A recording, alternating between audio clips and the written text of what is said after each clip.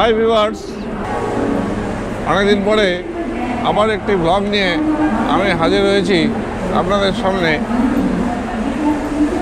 এবারে আমার লক্ষ্য নেপাল ভ্রমণ। আমি এই মুহূর্তে দাঁড়িয়ে আছি হাওড়া স্টেশন প্ল্যাটফর্মে। আমার ডান দিকে রয়েছে মিথিলা এক্সপ্রেস, এই 13021 মিথিলা এক্সপ্রেস। এই ট্রেনে চেপে আমরা রওনা হব রাক্সাউলের পথে। 3:50-এ এই ট্রেনটি হাওড়া ছেড়ে রাক্সাউলের দিকে রওনা হয়ে যাবে।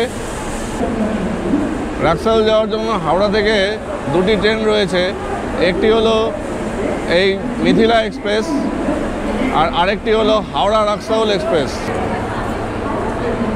কাল রাক্সাউল পৌঁছে সেখান থেকে আমরা চলে যাব পোখরা। নেপাল ভ্রমণের সমস্ত রকম খুঁটিনাটি তথ্য আমি এই ভিডিওতে দেব, কাজেই স্কিপ না করে আপনারা এই ভিডিওটি মন দিয়ে দেখতে থাকুন। আমরা রয়েছি মিথিলা এক্সপ্রেসের 2 টায়ার এসিতে। এই নেপাল ভ্রমণে আমার ভ্রমণ সঙ্গী হিসেবে রয়েছে পিউ, পলাশ ও রিও। ওপরের এই বাঙ্কে আমার জায়গা হয়েছে।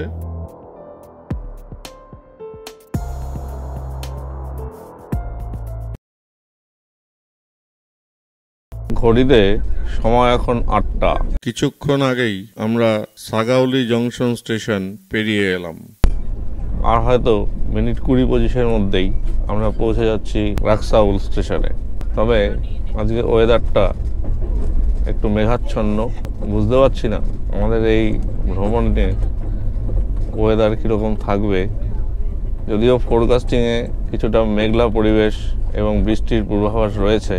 আমি রয়েছি মিথিলা এক্সপ্রেসের 2 এসিতে। এখানে আপার বার্থে আমার জায়গা হয়েছিল।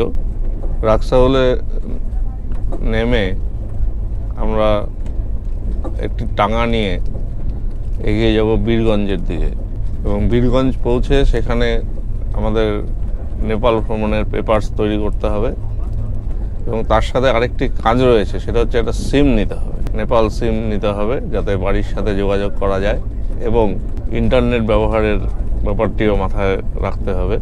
তাই বীরগঞ্জে পৌঁছে আমাদের প্রধান 3টি কাজ হচ্ছে: 1, নেপাল ভ্রমণের কাগজপত্র তৈরি করা; 2, নেপালি সিম নেওয়া; আর 3, টাকা এক্সচেঞ্জ করা। ভিডিওটি স্কিপ না করে সম্পূর্ণ দেখতে থাকুন। কথা দিচ্ছি, নেপাল ভ্রমণের সমস্ত খুঁটিনাটি আমি এই ভিডিওর মাধ্যমে আপনাদের সামনে তুলে ধরব। আর ভিডিওটি ভালো লাগলে লাইক, শেয়ার ও সাবস্ক্রাইব করতে কিন্তু ভুলবেন না।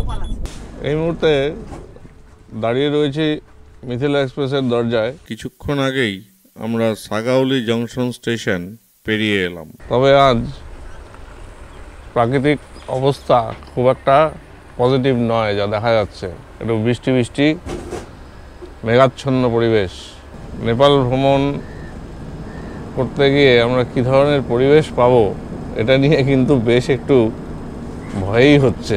আসলে ভালো পরিবেশ সবাই চায়, ভ্রমণে ভালো পরিবেশ একটা ফ্যাক্টর। কাজেই সেক্ষেত্রে বৃষ্টি বা মেঘাচ্ছন্ন পরিবেশ হলে ভ্রমণের পক্ষে সেটা খুব একটা সুখকর হয় না।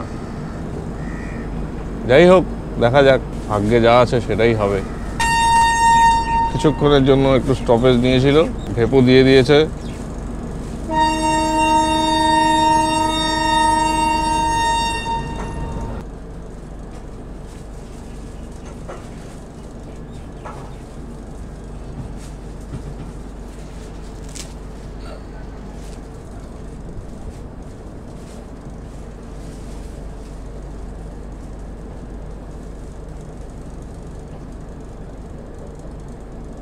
অবশেষে আমরা এসে পৌঁছলাম রাক্সাউল জংশন স্টেশনে।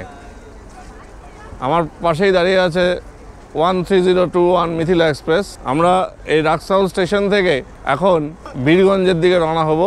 বীরগঞ্জ থেকেই আমাদের গাড়ি রয়েছে, এবং সেখান থেকে গাড়ি নিয়ে আমরা রওনা হয়ে যাব পোখরার উদ্দেশ্যে। এই নেপাল ভ্রমণের প্রতিটি খুঁটিনাটি তথ্য আস্তে আস্তে আমি আপনাদেরকে শেয়ার করে যাব। এই মুহূর্তে আমি এখন দাঁড়িয়ে আছি নেপালের বীরগঞ্জের বালাসুতে। বৃষ্টির জন্য আমি নেপাল প্রবেশ এখন পর্যন্ত আপনাদের দেখাতে পারলাম না। প্রচণ্ড বৃষ্টি হচ্ছিল আমাদের নেপাল ঢোকার সময়, এখনও বৃষ্টি হচ্ছে। এই আমাদের স্করপিও, এই স্করপিও করেই আমাদের নেপাল ভ্রমণটি সম্পূর্ণ হবে। এখনও বৃষ্টি হয়ে চলছে। আমি এখনও বৃষ্টির জন্য ক্যামেরার যে প্রোটেক্টর সেটা এখনও লাগানোর সুযোগ পাইনি, তাই আপাতত এখানেই ভিডিওটি শেষ করছি। এরপর আস্তে আস্তে আমি সমস্ত ভিডিওই দেখানোর চেষ্টা করব নেপাল প্রবেশ, এবং এখান থেকে আমরা পোখরার উদ্দেশ্যে আর কিছুক্ষণের পরেই রওনা হব। এখন আমাদের মানি এক্সচেঞ্জ এই কাজটি চলছে এবং সিম নেওয়ার পর্বটি চলছে। যাই হোক, এই মুহূর্তে আর কথা বেশি বলছি না, কারণ বৃষ্টি ভীষণভাবেই আবার শুরু হয়ে যাচ্ছে। বীরগঞ্জ থেকে রওনা হয়ে এখন আমরা পোখরার দিকে চলেছি। এখান থেকে মোটামুটি আরও 50 কিলোমিটার গেলে পড়বে হেতৌডা। যে হেতৌডা থেকে আমরা চলে যাব বাদিকে, আর ডান দিকে সোজা রাস্তাটা চলে যাবে হচ্ছে কাঠমান্ডুতে। এই মুহূর্তে আমরা ত্রিভুবন হাইওয়ে দিয়ে এগিয়ে চলেছি। এই আমরা চলেছি ত্রিভুবন হাইওয়ে দিয়ে। এই হলো পথলেখা চক। বীরগঞ্জ থেকে পোখরা যাওয়ার পথে আমরা এই মুহূর্তে দাঁড়িয়ে আছি পথলেহাতে, এবং এই পথলেহা চকের এই দেখুন এই পাশে এই ডান দিকে রাস্তাটি, এই রাস্তাটি হচ্ছে কাকরভিটা থেকে আপনি যদি নেপালে প্রবেশ করতে চান তাহলে এই রাস্তা দিয়েই আপনাকে এই পথলেহা হয়ে ত্রিভুবন হাইওয়ে ধরে আপনি চলে যেতে পারবেন পোখরা। এখানে আমরা একটু ব্রেকফাস্ট করে নেব। এই সামনে অনেকগুলো হোটেল রেস্টুরেন্ট দেখা যাচ্ছে, এবং এই মুহূর্তে রাস্তায় আমরা হাতির দেখা পেয়ে গেলাম।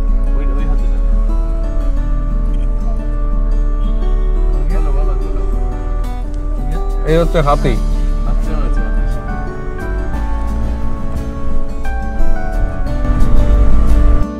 এবারে আসা যাক নেপাল প্রবেশের বিষয়ে।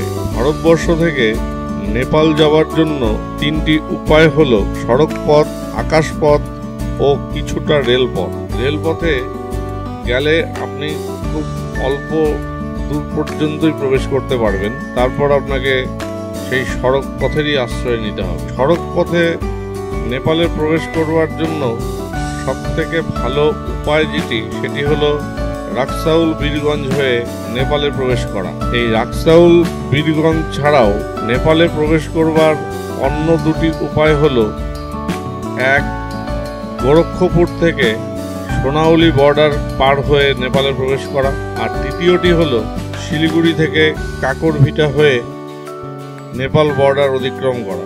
এছাড়াও আরও ছোটোখাটো কিছু উপায় আছে এই নেপালে প্রবেশ করবার জন্য, তবে যেগুলো বললাম এগুলো দিয়েই প্রধানত বেশিরভাগ লোকজন বা ব্যবসায়ীরা নেপালে প্রবেশ করে থাকেন।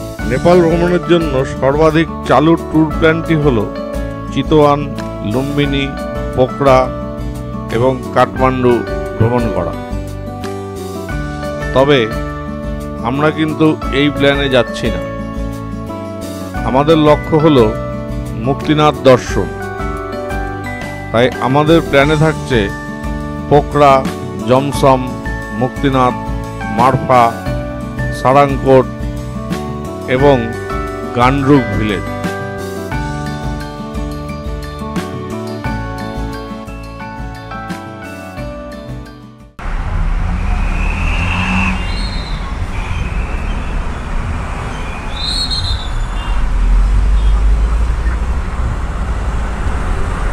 এই আমরা ধরে নিলাম মহেন্দ্র হাইওয়ে। ত্রিভুবন হাইওয়ে সোজা চলে গেল। আমরা ত্রিভুবন হাইওয়ে ছেড়ে এই মুহূর্তে প্রবেশ করলাম মহেন্দ্র হাইওয়েতে।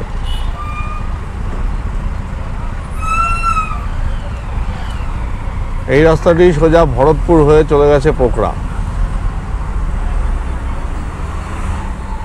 বেশ বড় শহর দেখতে পাচ্ছি এই হেটোড়া। সমস্ত রকমের দোকান, হোটেল সবই এখানে রয়েছে।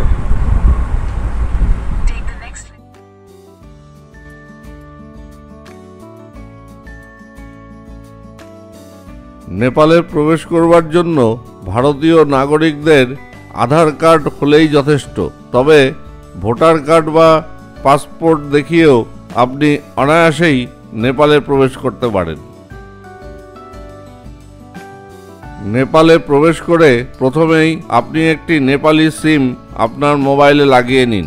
এক্ষেত্রে এনসেলের সিম লাগানোই সঠিক কাজ হবে বলে আমার মনে হয়, কারণ এই সিমের নেটওয়ার্ক মুক্তিনাথে গিয়েও পাওয়া যায়। তাই এনসেলের একটি সিম আপনার মোবাইলে লাগিয়ে নিন। এর জন্য আধার কার্ড হলেই যথেষ্ট, তবে ওই যে আগেই বলেছি ভোটার কার্ড অথবা পাসপোর্ট হলেও আপনার এই সিম পেতে কোনো অসুবিধা হবে না। এছাড়া আপনি যে হোটেলে থাকছেন সেই হোটেলের ওয়াইফাই দিয়েও আপনি হোয়াটসঅ্যাপ কল করে আপনার বাড়ির সাথে যোগাযোগ রাখতে পারবেন। নেপালে এসে ইচ্ছে করলেই আপনি আপনার কারেন্সি চেঞ্জ করে নিতে পারেন। এক্ষেত্রে মনে রাখবেন ভারতীয় 100 টাকা নেপালি 160 টাকার সমান, অর্থাৎ নেপালের 100 টাকা ভারতীয় মুদ্রায় হবে 62 টাকা 50 পয়সা। তবে টাকা এক্সচেঞ্জ না করেও ভারতীয় টাকা নিয়েই আপনি নেপাল ঘুরে আসতে পারেন, তবে সেক্ষেত্রে আপনাকে প্রতি মুহূর্তেই মনে রাখতে হবে 1.6 দিয়ে গুণ বা ভাগের বিষয়টি। কথা বলতে বলতেই আমরা এসে পৌঁছেছি চিতওয়ান ডিস্ট্রিক্টে। এই হলো চিতওয়ানের ফরেস্ট অফিস। এখান থেকেই অনুমতিপত্র এবং ফরেস্ট সাফারি করবার গাড়ি সমস্ত কিছু নিয়ে চিতওয়ান ফরেস্ট সাফারি শুরু হয়ে থাকে। তবে আমরা চিতওয়ানে স্টে করছি না। আমি আগেই বলেছি আমাদের মূল উদ্দেশ্য মুক্তিনাথ দর্শন এবং তার সাথে আরও অন্যান্য পাহাড়ি প্রাকৃতিক পরিবেশের সাথে একাত্ম হওয়া।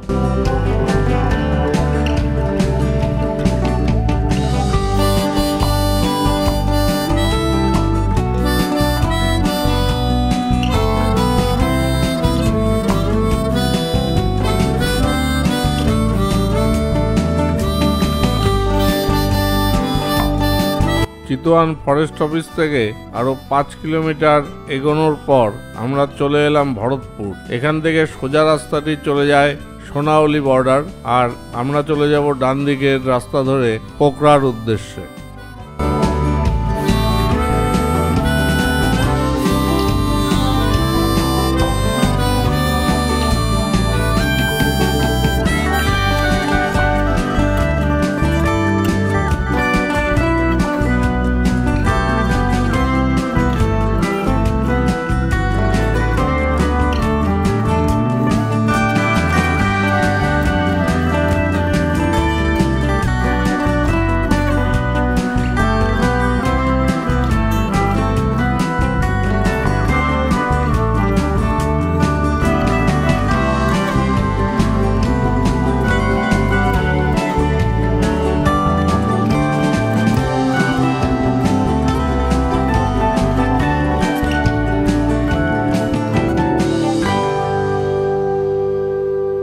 এবারে আসা যাক নেপালে আপনি কোন সময় আসবেন। নেপালে আসার আদর্শ সময় হলো সেপ্টেম্বর থেকে মোটামুটি ডিসেম্বর মাস এই সময়টি, তবে এপ্রিল মাস থেকে জুন মাসের মাঝামাঝি পর্যন্ত সময়েও আপনি অনায়াসেই নেপালে চলে আসতে পারেন।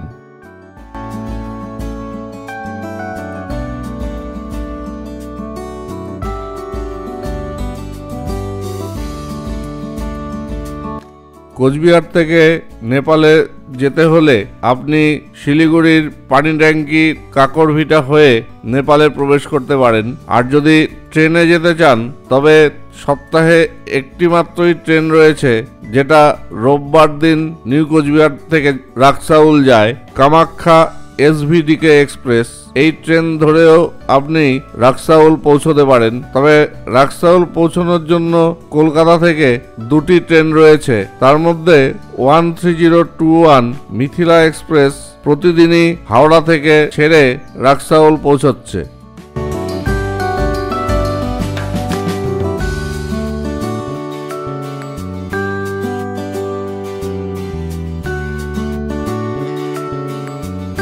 রাক্সাউল পৌঁছানোর পর সেখান থেকে একটি টাঙ্গা অথবা টোটো ধরে চলে আসুন বীরগঞ্জে। এই বীরগঞ্জে ঘন্টাঘরের সামনেই রয়েছে ইমিগ্রেশন অফিস। এই ইমিগ্রেশন অফিসেই নেপালে প্রবেশ করবার প্রয়োজনীয় কাগজপত্র তৈরি করে নিন। এরপর গাড়ি নিয়ে নেপালে প্রবেশ করুন। এই গাড়ির বিষয়ে বলতে গিয়েও বলবো, যদি আপনার আগে থেকে গাড়ি ঠিক করা থাকে তাহলে তো কোনো কথাই নেই, সেই গাড়ি ধরেই আপনি নেপাল সাইট সিন করবেন। আর যদি আগে থেকে কোনো রকম গাড়ি আপনার ঠিক করা না থাকে তাহলে এখানকার ভানু বাস স্ট্যান্ড থেকে আপনি গাড়ি পেয়ে যাবেন। বাসও ছাড়ে এই ভানু বাস স্ট্যান্ড থেকে। নেপালের সমস্ত জায়গায় যাওয়ার বাস রয়েছে। আপনি যদি বাজেট ট্রিপ করতে চান তাহলে এই বাসে করেও আপনি নেপাল ভ্রমণ সম্পূর্ণ করতে পারবেন।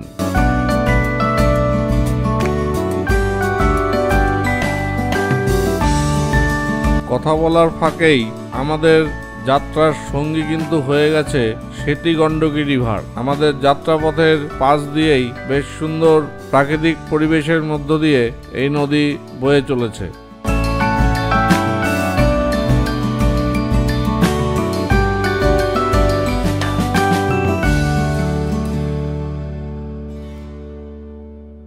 চলার পথে আমি আমাদের ট্যুর প্ল্যানটি ছোট করে আপনাদের সামনে তুলে ধরছি। গতকাল আমরা হাওড়া থেকে 13021 মিথিলা এক্সপ্রেসে চেপে রাক্সাউলের উদ্দেশ্যে রওনা দিয়েছিলাম। আজ আমাদের এই ভ্রমণ পর্বের দ্বিতীয় দিন। আজ রাক্সাউল থেকে আমরা এখন যাচ্ছি পোকরা। পোকরাতে আজ আমাদের রাত্রিবাস। কাল পোকরা লোকাল সাইট সিন এবং পোকরাতেই রাত্রিবাস। চতুর্থ দিন অর্থাৎ পরশু আমরা পোকরা থেকে চলে যাব জমসম। জমসমেই সেদিন আমাদের রাত্রিবাস। তারপর দিন জমসম থেকে মুক্তিনাথ দর্শন করে আমরা চলে আসব গান্ডরুক ভিলেজে এবং গান্ডরুকেই হবে সেদিন আমাদের রাত্রিবাস। পরদিন গান্ডরুক থেকে ফিরে আসব পোকরায় এবং পোকরাতেই রাত্রিবাস। তারপর দিন পোকরার বাকি সাইট সিনটুকু কমপ্লিট করে পোকরাতেই রাত্রিবাস। তারপর দিন পোকরা থেকে আমরা চলে যাব বীরগঞ্জ। বীরগঞ্জেই হবে সেদিনের রাত্রিবাস। তারপর দিন বীরগঞ্জ থেকে রাক্সাউল পৌঁছে 13022 মিথিলা এক্সপ্রেসে চেপে বসা এবং হাওড়ার উদ্দেশ্যে রওনা হওয়া। তারপর দিন সকালে হাওড়া পৌঁছানো।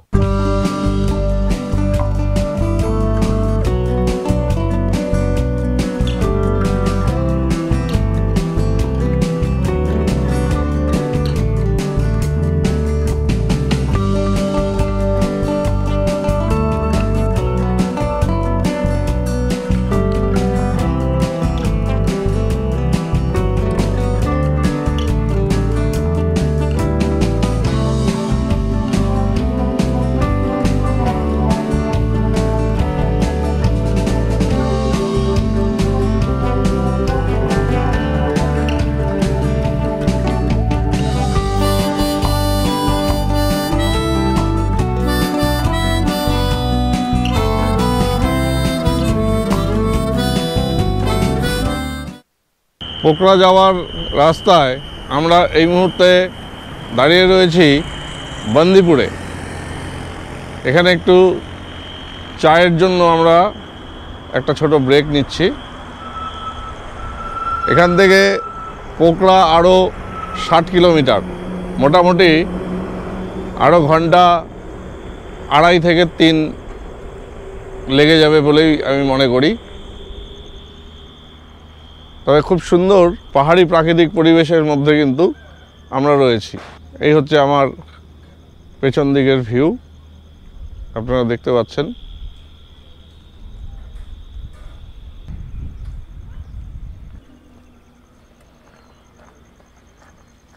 এই আমার পেছন দিকে যে রাস্তাটি দেখতে পাচ্ছেন এটি চলে গেছে পোকরা। আমরা এই রাস্তা দিয়েই আবার পোকরার দিকে রওনা হব।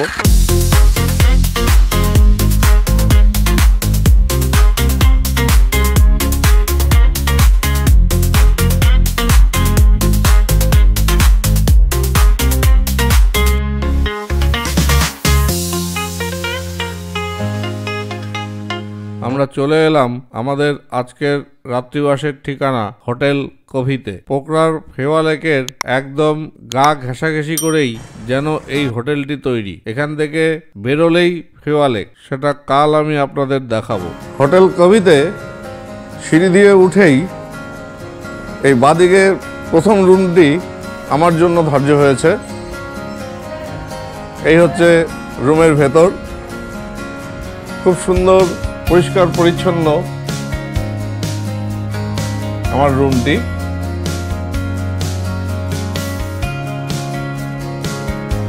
বেশ সুন্দর বাতি, এসি, ফ্যান সবকিছুই রয়েছে। এলসিডি টিভি রয়েছে।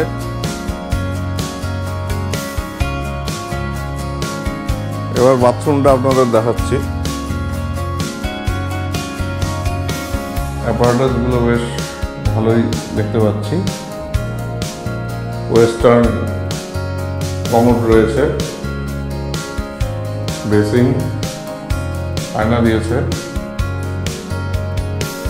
এবং টাওয়েল বা জামা কাপড় রাখার জন্য সুন্দর একটি র্যাকের ব্যবস্থাও আছে। সবকিছু নিয়ে খুব সুন্দর হোটেলের ঘরটি।